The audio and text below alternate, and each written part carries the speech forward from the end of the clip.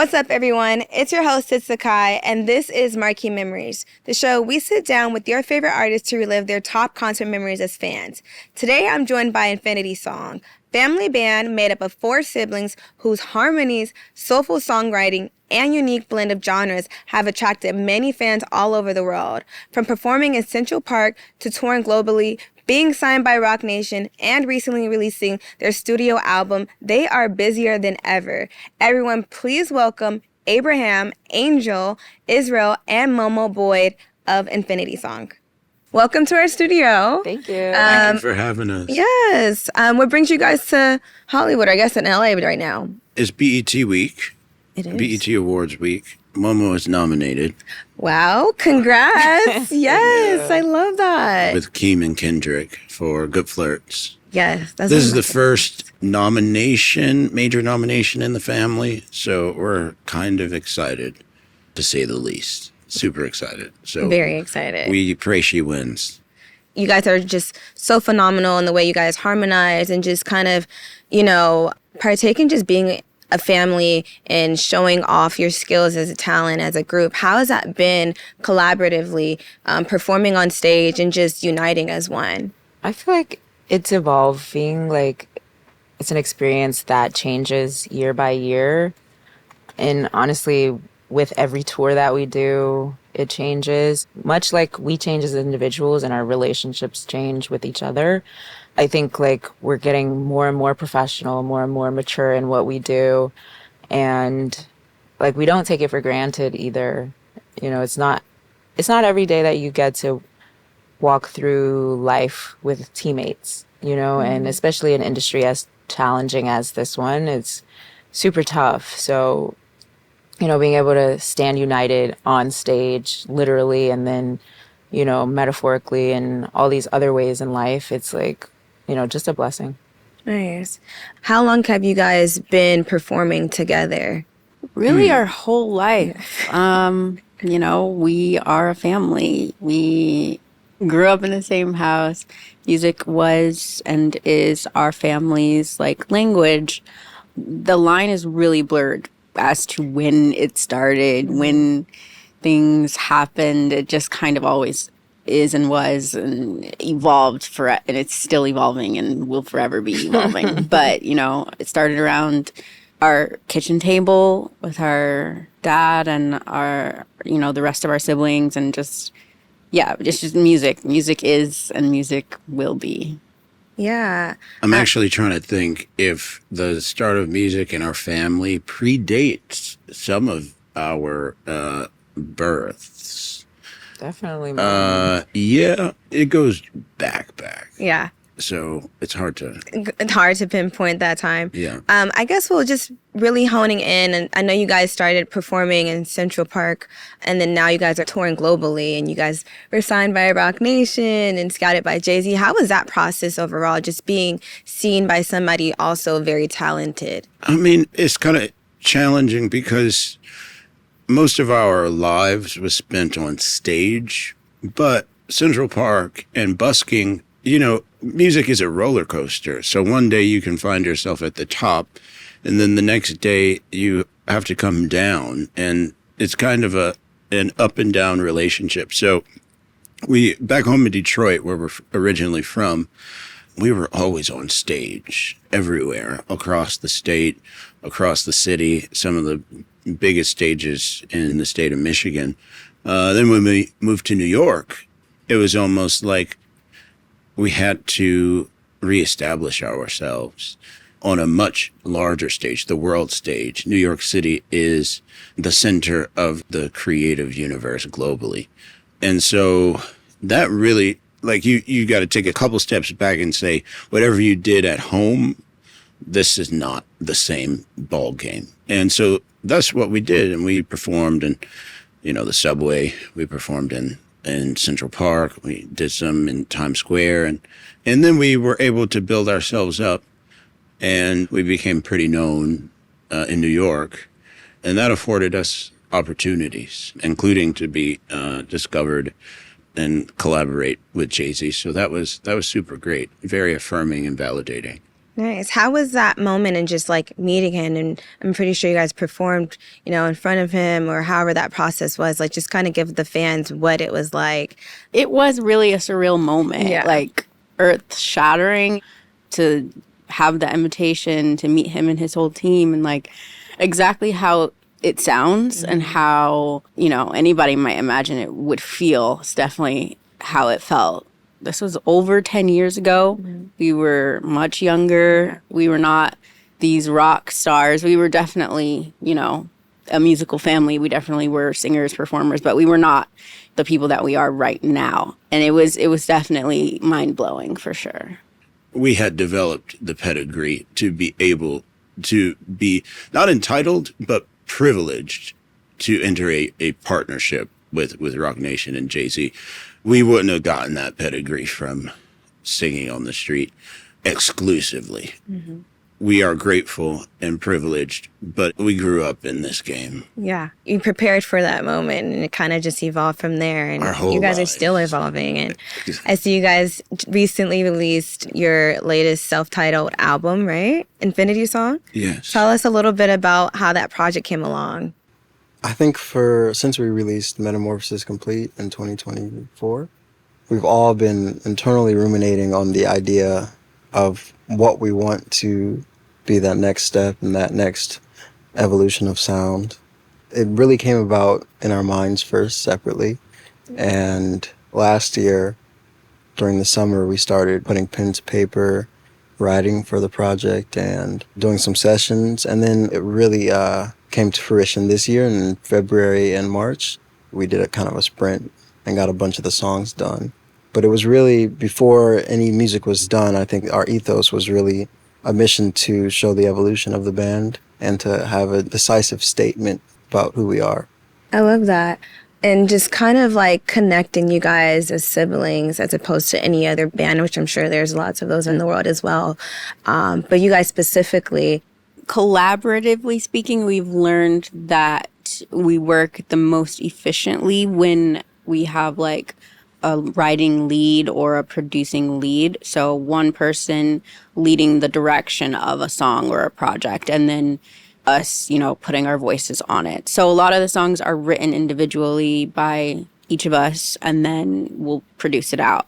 It's just it's a streamlined process for sure. Everybody is their own musical genius and we're still waiting for the whole world to be able to validate our understanding of ourselves. But Israel has his own genius and Momo has her own genius and Angel has her own genius and I have something close. And they don't always merge together harmoniously. Sometimes we do have to take a back seat and say, we're not looking for your genius on this song. Because sometimes there can only be one lead, creative lead. And so on this album, if we look at a song like the last song, Blossom, that is 100% Israel. 100%. If we look at One Foot Out, or Momo just released her debut EP, that is Momo's creative DNA through and through. And it's not with any feedback from any of us. Momo was not thinking, what does Israel think of this song? It just didn't cross her mind. Same with Angel. We really do prioritize the individual creative within the collective. And it works. But also the fans love it when we collaborate. So we might have to overcome our love of individuality for the fans at some point. I feel like you've done a good job of kind of meeting in the middle. You guys are all individually creative geniuses and very talented, but also collaborative. And I think just making that family aspect of it just makes you guys even more special. So Thank you. I think you do a great job at meeting in the middle and fans getting what, you're trying to show us. So I'm glad it comes through. yeah, it comes through. It comes through. I think we can get into our memories, shall we? All right, let's get into this memory of Solange. Solange, Radio City Music Hall, New York City, 2017. Who were you with when you first went to this concert? Let's see. It was me, Momo, and Angel. I don't think words can describe how much we love Solange, her creative direction, her creative vision, just the production, the authenticity, the fashion side. Like Solange is probably one of the most impactful artists of the 2020s. So getting to see that show is like a core memory. What was most memorable about the show?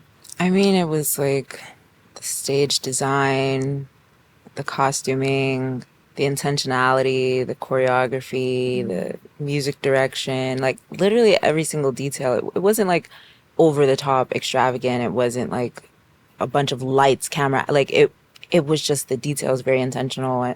And then obviously it always comes back to the music, like those songs specifically. Like, I mean, it was the Seat at the Table tour. So the songs on that album are so powerful and like they're so free. Like when Fubu came on, I Fubu. remember me and Angel literally like jumping up and down together. Like I was still a teenager at the time and it just felt like this is what it's all about. You know, this is what being like alive in this generation, in this moment is all about. This song right now with my sister, like, you know, it's just one of those defining type of like shows and like concerts. So forever grateful.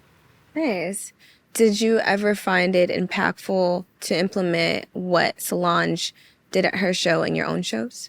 Definitely, we obviously like are inspired just by the artist that she is, but I don't think we've ever sat down and were like, let's do something like the way Solange would do it.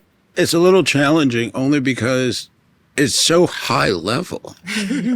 To be clear, like you almost don't want to try it unless you can accomplish it. Because being artists, you know when you're not hitting the mark.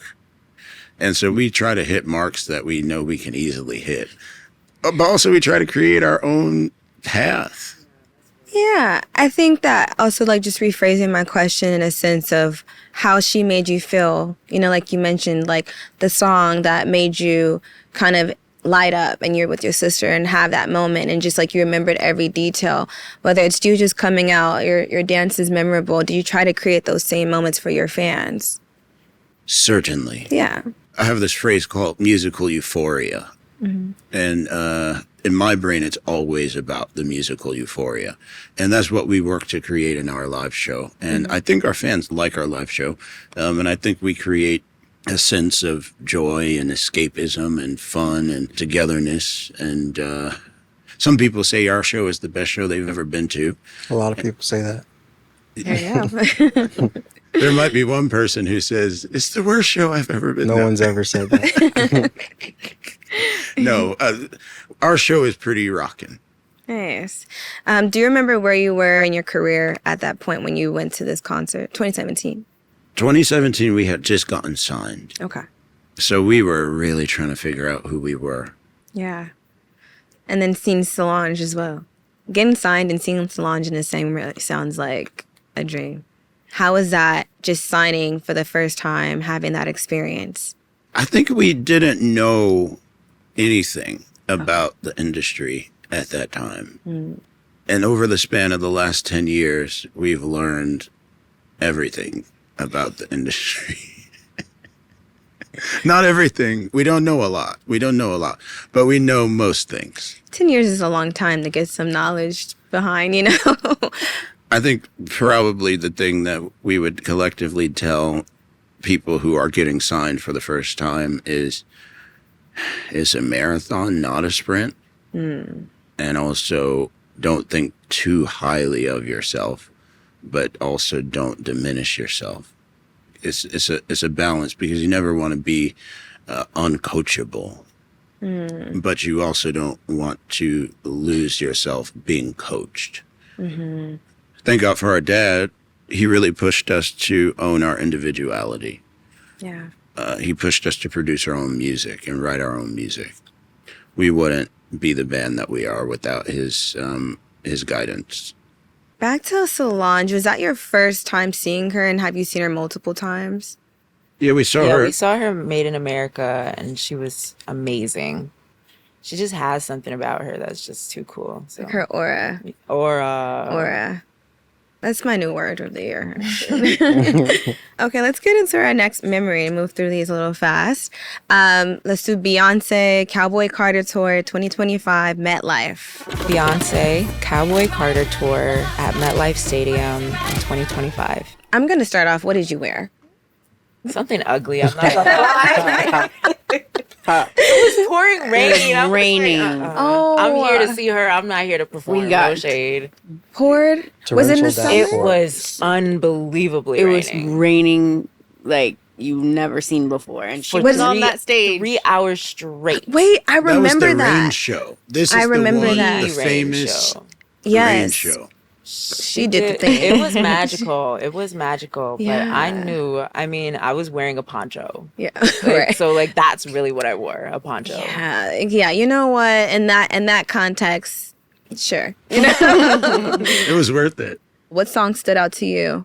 It was the very opening song. Right. Whatever. American Requiem, I'm pretty sure it was. I couldn't even remember like anything, but the very first 60 seconds screaming of my her head being off. on that stage, she walked out.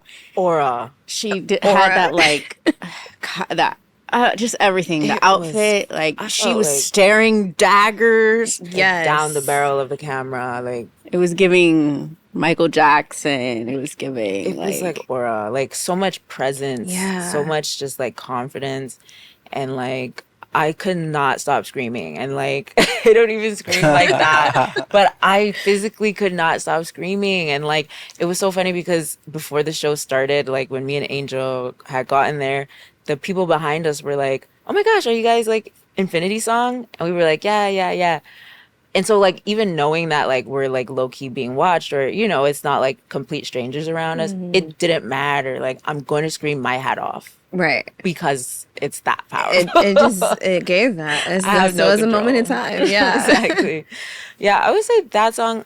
I'm trying to remember. Let's Alien Superstar. I remember being like, That was good. I remember. I'm a huge fan of like Beyonce's old music, like Countdown and Deja Vu. But I remember seeing Alien Superstar and thinking, oh, this is crazy. Yeah. And I think Renaissance that's a defining work. That is a defining yeah. work. Probably one of the best projects of the 2020s. Cohesive from top to bottom. It's just, and the subculture, underground culture, all of that.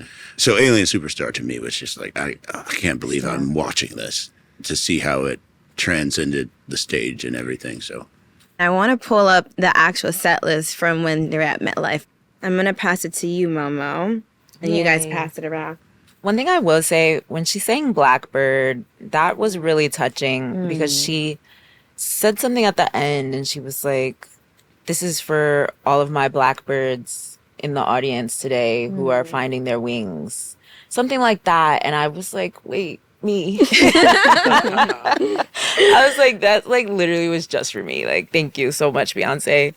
When she did Crazy in Love and then Single Ladies and then Love on Top, pretty much that whole run into Irreplaceable and If I Were a Boy, Yeah. the whole stadium was going crazy. It It was an was. amazing moment. Just because when you have classics like that, Oh, man. that's not something you can. We can perform, but we don't have. Like you have to have 20 years, 30 years in the game to be Yeah. able to do something like that, and very special moment. didn't she sing Love on Top the entirety of the song with all the modulations? I think everybody tried to sing them with her. Oh, the whole and song. failed. Yeah. If I recall it funny. correctly, she sang the whole song. Wow. Honestly, sometimes, obviously, you're not going to remember every song from the set list, but when you look at it, you're like, oh my gosh, wait, I remember this song. Yeah. It's incredible. But yes, she's, like you said, like Michael Jackson, like of our generation. I think she's so amazing. And the effort that she puts in rain, sleet, snow, whatever you want to call it, she's there. So yeah, that was a Yeah. really good show. The cover she does of Before I Let Go, like that was, it just felt beautiful. Yeah. Like, I don't know, something about it. I think the rain had cleared up for like half a second when she was singing it, and she was like, "Sing it." So the whole stadium was singing. And that song has just so much history and like culturally, it's just Yeah. such a important song. And so for her to like continue to carry on that song for her audience and for the world, I was like, ugh, I love you. Yeah, and that song was produced, that version was produced by Tay Keith, who we Right. just lost. One of the Yeah. greatest hip hop producers of all time. Yeah. Legendary. Rest in peace. And so, just want to. Wow. I didn't know that he produced that one. Was that your first time seeing Beyonce? Have you seen her before? I mean, you mentioned Renaissance, I can imagine. I don't know if you guys went to that tour. Me and Angel went to Renaissance for Okay. her birthday. Oh, nice. Yeah. We'd seen her, me and Abraham had seen her at OTR too Okay. at MetLife. wow. And then we'd And then also we seen also her were at Barclays Barclays, Center yeah. for Like title. Oh, The event title thing. show. Yes. Which is also like, people still reference that performance. It was the one where like her earring came. She had like the top braid. Oh, yes. And she was singing all night. Right. Yes. It was just Yes. good. So it's safe to say, like, as artists who are trying to, attempting to be the best in the world Yeah. at something, we're grateful for the people that have gone before us. Beyonce is probably, if anybody who's an artist who's trying to really win at this thing, she's probably like the first person you should be looking at. I don't even like to say like Beyonce is, and I'm not correcting anybody. I don't like to say that she's the Michael Jackson because she is uniquely her own institution, and like she stands on her own, I think.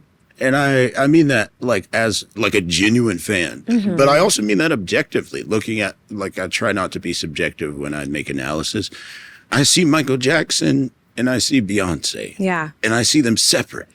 I think the scale of their influence is fairly high.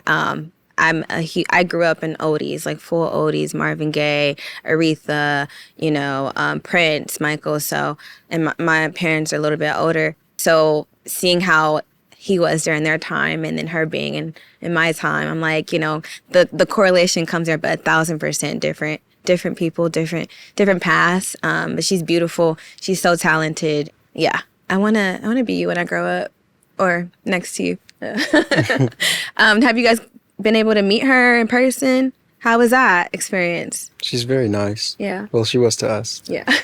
Very kind. Yeah. There's a video of it on the internet somewhere. Okay. All right. I Well, might one of find them, that. we've met Yeah, her a we've few met her a times. few times. She's Nice. just super gracious every time. Like, Yeah. that's the one thing that we've learned is like, a lot of times the best in the world are also the kindest, if that makes any sense. Like, not all the time, but like, there's just a certain humility and a certain like, you could just tell she doesn't take much for granted. And that includes humans and humanity and human interaction. And so that's the type of stuff that really gains the respect, not just from us, but like from like people in general. Is like, you don't just not take the stage for granted. Like, you don't take life for granted. You don't take like interactions for granted. You just feel it's like deeper. So that's how we always felt when we met her. Yeah. You saying like she doesn't take anything for granted. She's kind of owning who she is on the stage, off the stage, with her fans, with her family. So salute to Beyonce. Anything? Agreed. Right, period. She's got aura. All right, let's go into our next memory. Our last one is Kanye Sunday service. Kanye West, The Forum in Inglewood, 2019. We were signed by Jay-Z, and then we got to spend a lot of time with Kanye. We got to work with Kanye. He has informed our musical practice probably the most that an outside artist can, because we got to see that genius level calibration. Of course, grateful to have been able to do that. Super grateful. How was the Sunday service? Like, how was the concert itself? Did he have any guests? He had Justin Bieber, Chance the Rapper, just other celebrities who would come in and perform. I'm not sure about at the Forum. We've seen many of them, so I'm not sure about at the Forum. I think. We went to a lot because we were on his team. So we wrote for Jesus is King. Our sister Victory wrote a lot of that album. That was one of the greatest musical experiences I personally have ever experienced. Yeah.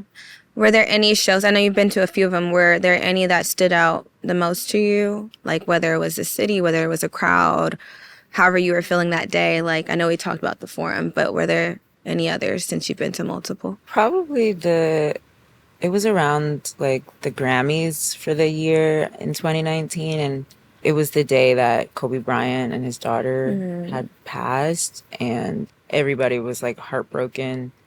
And a Sunday service was scheduled for that night, so it was like, I don't know, the air was just heavy. Like, I mean, just talk about tragic news. And so to still be able to like enjoy music, and like it was more of a private service. It wasn't like a public Sunday service with a lot of people. It was like a bit more like small.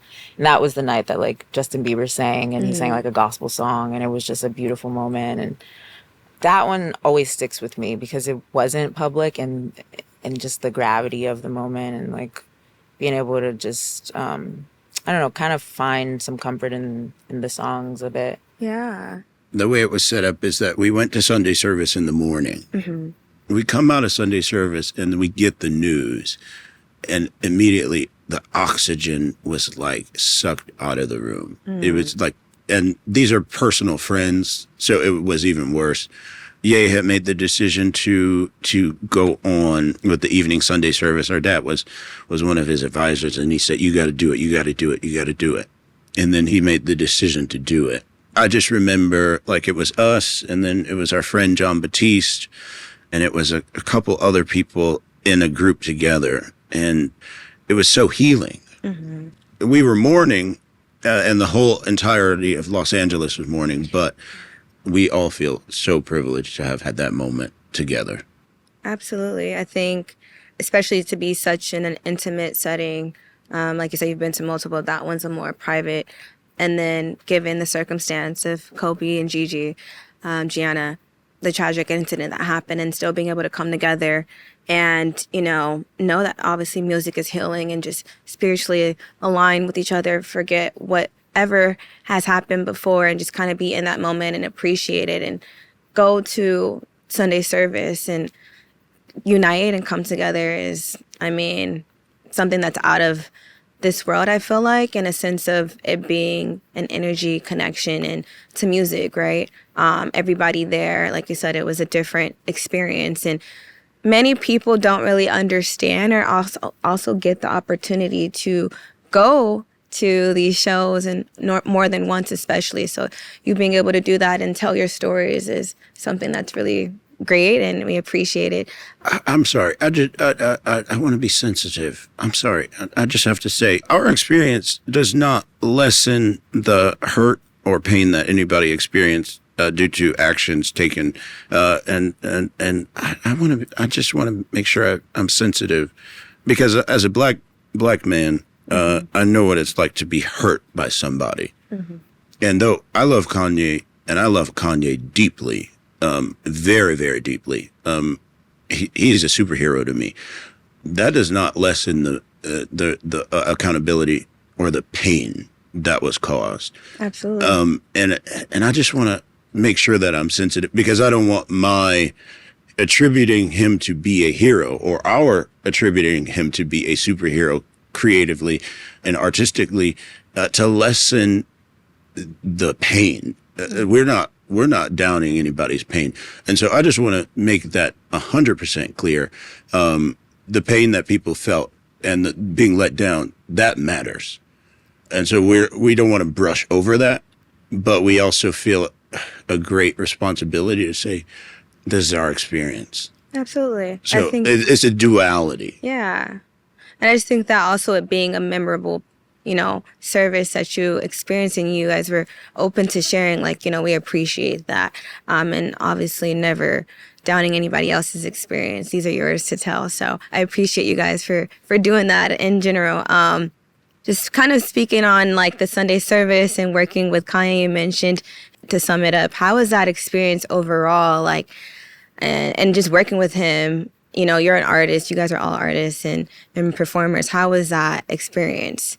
It's a one-of-one experience. There's nobody else on the planet Earth that lives the life that he lives. There's a very small handful of people, of artists. It's almost an experience of like being able to shadow somebody, or like whatever that kind of opportunity is, to be able to see somebody live their life and be in the same room with them, and like be able to kind of work under them or like contribute to what they're doing. Like, that's how I would describe that. But you just see things and you see how people move, speak, act, live that you would never see otherwise without being in the room. And it opened my mind up to see like, wow, there's really so many ways that you could live your life. And I would never have imagined this without being able to see it firsthand. Right. That personal experience is everything too. What's your relationship like with Kanye today, or just his music? It's complex. We were there It's not for very complex. It's just not very existent right now. Oh yeah, like the relationship. Yeah. Yeah, right. Like we haven't. Okay. We don't really have Yeah. a What's your for relationship several with years. his music overall? My favorite is just always been The Life of Pablo for the past several years. Like, obviously, he has his absolute classics, but, like, in the time when it came out, I just felt like it really informed a lot. Like, I feel like there's so many sons of that album to this day, just in the past 10 years. So, I don't know. I really love that album. Yeah. That was a really good album. 808 and Heartbreak. Yeah. That's my personal. And Late Registration. Those two are transcendent. And then Watch the Throne is just like the best of, it's like Jay-Z and Kanye. College Dropout? I'm a Late Registration guy. That was the one for me. Wait, was it Graduation or Late Registration where he had the interlude, Broke, Five Broke? That was Late Registration, wasn't it? Yeah. Yeah, it was. Yeah. Broke. I got the 'cause head we nod from ain't my got camera. no cash. Yeah. I felt that in my spirit. Nice. Okay. We're just going to get into like what you guys have on the horizon. What's next? What can the fans expect? What are you guys up to? We have a ton of shows this year that we're looking forward to doing. We have a bunch in the U.S. later in the summer. We're actually doing some smaller markets. We've been touring for like the last 2 years. We don't stop touring. And so last year we played like all the major markets in the world. Paris, London, New York, obviously, DC, Los Angeles, the Bay Area. This year we're playing secondary markets. But we also are playing in Australia and New Zealand. Nice. We're playing Paris this year, which is great. In London, we're playing our biggest show And I ever think in we London. but we also got confirmed for like a new country that we've never been to yet. But I don't think it's like It's not out yet. announced yet. So Just stay watching, guys. Just watch. always we get to get our North like, Korea. We're going to Turkey, I think. Are we Oh, we going are to going to Turkey. Turkey. Yeah, we've never been there. Nice. When are you guys doing Paris? November. November I'll be there for next Paris and November for London. We love London. We love the UK. Like, we've done UK tours. We've been to so many of the places in the UK. We love Ireland, Dublin. So, yeah. Yeah. How are the fans? I can imagine different in every country. They're just crazy in some countries. Yeah. And in some, like, it's just in Paris, they're really passionate and fiery. And in Japan, they're very reserved, but they also do have some kind of passion, and they'll do what you tell them to do. Nice. Like, if you say, like, wave your hands and go crazy, they'll all do it, like, at the same time.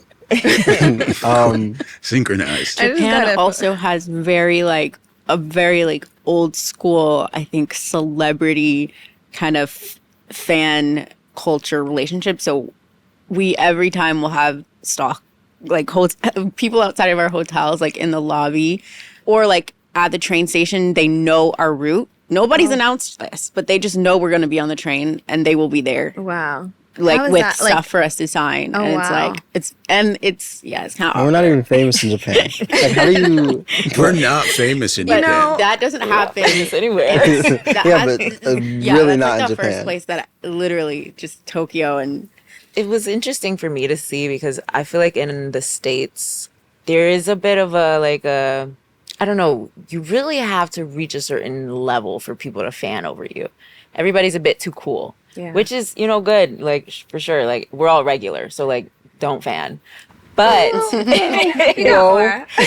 I mean, but, like, it makes sense. Like, I get it. Like, everybody feels like a main character in the States, which is everybody's right, and we all should. But something about these other markets, I think that there's like a little bit more of a separation, and they just really, really, really value like the difference of like what's happening. Like they know like I'm not doing that. Like I'm not on stage. So I really respect you being on stage.